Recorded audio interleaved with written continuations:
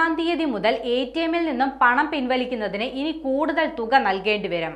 മറ്റ് ബാങ്കുകളുടെ ATM ഉപയോഗിക്കുന്നതിന് ഈടാക്കുന്ന ATM ഇന്റർചേഞ്ച് ഫീസ് കൂട്ടുന്നതിന് റിസർവ് ബാങ്ക് അനുമതി നൽകി.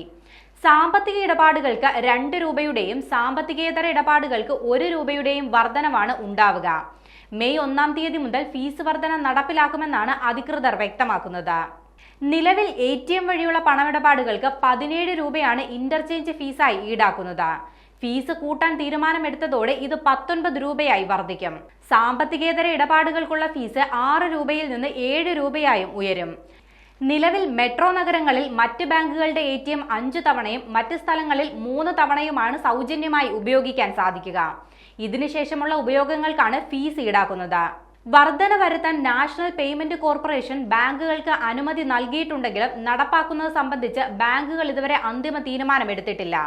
പുതിയ വർധന നടപ്പിലാക്കുന്നതിന് മുൻപായി ബാങ്കുകൾ RBIയുടെ അനുമതി വാങ്ങണമെന്ന് നിർദ്ദേശമുണ്ട്. ATM സേവനം കുറവുള്ള ചെറുകിട ബാങ്കുകളെ പുതിയ നീക്കം സമ്മർദ്ദത്തിലാക്കിയേക്കും. ഫീസ് വർധന ഒഴിവാക്കുന്നതിനായി ഉപഭോക്താക്കൾ സ്വന്തം ബാങ്കുകളുടെ ATM മാത്രം ഉപയോഗിക്കാൻ ഇതോടെ നിർബന്ധിതരാകുമെന്നതാണ് കാരണം.